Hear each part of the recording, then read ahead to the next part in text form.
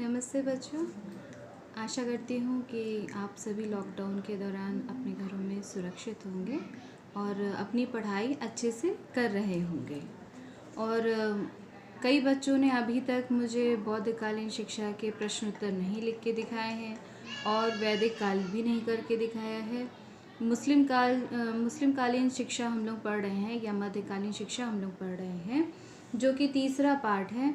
और आप लोग उस काम को जल्द से जल्द करिए। कॉपी में जो काम नहीं कर रहे हैं बच्चे, वो जल्द से जल्द कर लें अपना काम, क्योंकि जब स्कूल खुलेंगे तब हम लोग आगे की पढ़ाई करेंगे। ये पढ़ाई फिर से नहीं की जाएगी, इसलिए इसके साथ ही अगर आप हमारे साथ ही काम करते रहेंगे तो आपका भी काम पूरा रहेगा और बोर्ड एग्ज़ाम की भी तैयारी हो जाएगी। तो हम लोग ने पिछले वीडियो में पढ़ लिया था मुस्लिम कालीन शिक्षा के संस्थान, जिसमें मकतब के बारे में, मदरसों के बारे में, दरगाह और खानकाहों के बारे में हम लोग ने पढ़ा था। इसके अलावा फ़ारसी के विद्यालय थे, अरबी के विद्यालय थे और कुरान के भी यहाँ पर विद्यालय थे। मदरसों के बारे में भी हम लोग ने अध्ययन किया था, जहाँ पर उच्च शिक्षा दी जाती थी। आज हम लोग पढ़ेंगे मुस्लिम शिक्षा के अन्य क्षेत्र। मुस्लिम शिक्षा के अन्य क्षेत्र में सबसे पहले स्त्रियों की शिक्षा आती है। जैसा कि आप जानते हैं कि मुस्लिम समाज में पर्दा प्रथा मानी जाती है, या मुस्लिम महिलाओं को पर्दे में रहना ही उनके कानून में है, या उनके समाज में ऐसा माना जाता है कि स्त्रियों को पर्दे के अंदर रहना चाहिए। तो इस पर्दा प्रथा के कारण स्त्रियों की जो शिक्षा दीक्षा है वो सही प्रकार से नहीं हो सकी, और उस समय के समाज में देखा गया कि छोटी जो बालिकाएं होती थी वो पास के मकतब में जाकर के प्रारंभिक शिक्षा प्राप्त करती थी, लेकिन अधिकांश जो महिलाएं थी या अन्य स्त्रियां थीं या शहजादियां थीं, वो अपने महलों में, अपने घरों में ही पढ़ाई करती थी। उनकी शिक्षा दीक्षा की जो व्यवस्था थी उनके घरों में ही की जाती थी, चाहे वो उच्च वर्ग हो या मध्यम वर्ग हो। वो अपने घरों में ही, उनकी बालिकाएं जो थी, लड़कियां घर में ही पढ़ती थी। उनको नैतिक शिक्षा के लिए उनको गुलिस्तां और बोस्तां की कहानी पढ़ाई जाती थी। और ऐसा भी कहा जाता है कि ये जो निजी घर थे वो बालिकाओं को धार्मिक शिक्षा देते थे। धार्मिक शिक्षा देते थे, जहाँ पर कि अधिक उम्र की जो स्त्रियाँ होती थीं वो इन बच्चियों को धार्मिक शिक्षा देती थी, जिसमें गुलिस्ता, बोस्ता और सदाचार की पुस्तकें उनको पढ़ाती थी। और राजाओं के महलों में बालिकाओं की शिक्षा की अच्छी व्यवस्था थी। उन्हें कुरान, नीति, धर्म, संगीत, नृत्य आदि की शिक्षा दी जाती थी। घर पे ही उनके अपने महल में दी जाती थी, जिसमें कि नूरजहाँ, रज़िया सुल्ताना, जहाँ आरा, गुलबदन बेगम और मुमताज़ महल के आदि विदुषी महिलाएं हैं, जिनके के नाम फेमस हैं या प्रसिद्ध हैं, जिनकी शिक्षा दीक्षा महलों में ही हुई थी। तो पर्दा, ये भी कह सकते हैं कि जो समाज के निम्न वर्ग के लोग थे, या वो अधिकांश लड़कियां शिक्षा से दूर थीं। जो लड़के थे वो प्रारंभिक शिक्षा प्राप्त करते थे और कुछ उच्च शिक्षा भी प्राप्त करते थे, लेकिन अधिकांश स्त्रियां अपने घरों में ही शिक्षा प्राप्त करती थीं या नहीं भी करती थीं। ऐसा माना जाता था कि जो प्रारंभिक शिक्षा है वो सभी को ग्रहण करनी चाहिए, ताकि वो धार्मिक शिक्षा प्राप्त कर सकें, कुरान शरीफ को पढ़ सकें, उनकी आयतों को कंठस्थ कर सकें, और प्रतिदिन जो नमाज़ पढ़ते हैं या विभिन्न क्रियाकलाप, धार्मिक क्रियाकलाप होते हैं, उनको वो समझ सकें और उनका प्रतिदिन पालन भी कर सकें। तो इन सब कार्यों के लिए धार्मिक शिक्षा का होना आवश्यक था, और उसके लिए प्रारंभिक शिक्षा जो मकतब में दी जाती थी उसको अधिकांश बालिकाएं ग्रहण करती थी। लेकिन उच्च शिक्षा जो है, मदरसों में उनकी शिक्षा की व्यवस्था नहीं थी, और जो भी शिक्षा प्राप्त करना चाहती थी बालिकाएं, वो अपने घरों में, अपने महलों में शिक्षा प्राप्त करती थी, और उसमें भी केवल मध्यम वर्ग और उच्च वर्ग की महिलाएं ही उच्च शिक्षा को प्राप्त करती थीं। इसके बाद आता है व्यावसायिक शिक्षा। व्यावसायिक शिक्षा में सबसे ज़्यादा विकास जिस चीज़ का हुआ है वो है सैनिक शिक्षा।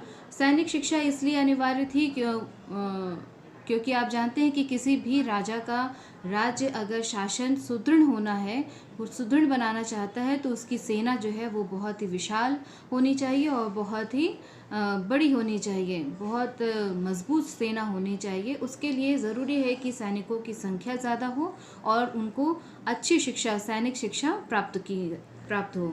इस राजकुमारों को भी युद्ध कला में और युद्ध कला कौशल में दक्ष बनाया जाता था, और ये शिक्षा जो थी वो अनौपचारिक रूप से दी जाती थी। आप पिछली कक्षा में पढ़ चुके हैं औपचारिक शिक्षा क्या होती है और अनौपचारिक शिक्षा क्या होती है। जो शिक्षा हमें अपने आसपास से प्राप्त होती है बिना किसी नियम कानून और समय के बंधन के, वो अनौपचारिक शिक्षा होती है। तो ये जो सैनिक शिक्षा थी वो अनौपचारिक रूप से बच्चों को प्राप्त होती थी। और ये जो राजकुमार थे, राजा जो महल में रहते होंगे, जाहिर सी बात है कि राजमहल में रहते होंगे, तो उनको युद्ध कला में दक्ष बनाने के लिए और सेना का संगठन एवं संचालन करने के लिए, और उनको भाला चलाना, घोड़ा चलाना और घोड़ों की सवारी, हाथियों की सवारी, युद्ध करने की शिक्षा दी जाती थी। तमाम तरीके के अस्त्र शस्त्र चलाने की शिक्षा उनको दी जाती थी। किस तरीके से युद्ध कला के कौशल जो होते हैं और जो चक्रव्यूह होता है उसका वो निर्माण किस तरीके से करेंगे या तोड़ेंगे, कैसे दुर्ग को तोड़ेंगे, कैसे दुर्ग पे चढ़ाई करेंगे, कैसे वो अपनी सेना को मिला करके चलेंगे और उनकी एक रणनीति होगी, उन सब की शिक्षा जो होती थी वो सैनिक शिक्षा दी जाती थी। और उसमें जो माहिर होते थे इस कला में, उनके द्वारा ये शिक्षा दी जाती थी राजमहल में। आपने कई पिक्चर्स में और सीरियल्स में भी देखा होगा कि राजकुमार जो है वो प्रतिदिन घुड़सवारी का और तलवार चलाने का और भाला चलाने का, धनुष चलाने का अभ्यास करते हैं। तो ये सैनिक शिक्षा जो कि राज्य को सुदृढ़ बनाने के लिए आवश्यक थी, वो दी जाती थी अनौपचारिक रूप से। दूसरी शिक्षा थी चिकित्सा की शिक्षा। चिकित्सा की शिक्षा जो होती है वो डॉक्टर बनने की शिक्षा भी कह सकते हैं, या हकीम बनने की शिक्षा भी या वैद्य बनने की शिक्षा कह सकते हैं, जो कि किसी बीमार को ठीक करने के लिए आवश्यक होती है, चाहे वो राजा हो, राजकुमार हो, या सेना के अन्य सिपाही हो, या आम जनता हो या प्रजाजन हो। उन सभी की स्वास्थ्य की देखरेख के लिए या उनको किसी बीमारी से ठीक करने के लिए आवश्यक था चिकित्सा शास्त्र की शिक्षा। तो आगरा और रामपुर का जो मदरसा था वो वहाँ पर चिकित्सा शास्त्र की शिक्षा दी जाती थी। खास तौर से आगरा और रामपुर का मदरसा इसके लिए प्रसिद्ध है, चिकित्सा शास्त्र की शिक्षा के लिए। और यहाँ पर आप ये जानकर आश्चर्यचकित होंगे कि संस्कृत में जो चिकित्सा शास्त्र के ग्रंथ थे, हमारे वैदिक कालीन या प्राचीन कालीन जो संस्कृत भाषा में लिखे हुए प्राचीन ग्रंथ थे, उन्हीं का अनुवाद फारसी भाषा में करके चिकित्सा शास्त्र की शिक्षा इन मदरसों में दी जाती थी। तो ये कह सकते हैं कि प्राचीन काल से जो चली आ रही थी चिकित्सा शास्त्र की शिक्षा, उसी को मुस्लिम समाज ने भी अपनाया और उसको अपनी भाषा में अनुवाद करके अपने यहाँ भी उसको प्रसार और प्रचार किया। हस्तकलाओं की शिक्षा, चूँकि मुस्लिम जो शासक थे वो ऐश्वर्य और विलासिता के आदी थे और उनको बहुत ही हस्तकलाओं से प्रेम था, इसलिए हस्तकलाओं के क्षेत्र में इस समय बहुत ही आश्चर्यजनक उन्नति हुई। इस प्रकार की मुख्य कला थी कशीदाकारी। कशीदाकारी जो कढ़ाई की जाती, आज भी मुस्लिम महिलाएं जो हैं वो बहुत ही सुंदर कढ़ाई करती हैं, और जरी की कढ़ाई करना एक ऐसा कार्य था जो कि पीढ़ी दर पीढ़ी किया जाता था। कशीदाकारी का, जरी का काम, हाथी दांत का काम, लकड़ी का काम, जिससे सुंदर सुंदर कलाकृतियाँ हस्तकला यानी हाथ से बनाई जाती थी। और इसके जो कारीगर होते थे या हुनरमंद लोग जो होते थे, वो पीढ़ी दर पीढ़ी इस हुनर को अपनाते थे, अपने बच्चों को सिखाते थे और राजमहल में अपनी बनाई हुई चीज़ों का प्रदर्शन करते थे, जिससे प्रसन्न होकर राजा उनको जागीरें देते थे, इनाम देते थे, और जिससे और भी ज़्यादा इस कला की उन्नति होती चली जा रही थी। इसी समय दरी, पर्दे, जूते, रेशम, मलमल और बहुत सारे आभूषण, क्योंकि ये जो मुस्लिम शासक थे उनकी बहुत सारी रानियां हुआ करती थी और उन रानियों को तरह तरह के वस्त्र आभूषणों का शौक़ होता था। जूतियां पहनते थे, रेशम के और मलमल के कपड़े पहने जाते थे और तरह तरह के आभूषण पहने जाते थे। तो इस समय हस्तकला जो कि हाथ से बनाई हुई चीज़ें थी, उनका बहुत ही ज़्यादा विकास हुआ और हस्तकला के कारीगर जो थे इस समय उन्होंने बहुत उन्नति या बहुत प्रसिद्धि भी प्राप्त की।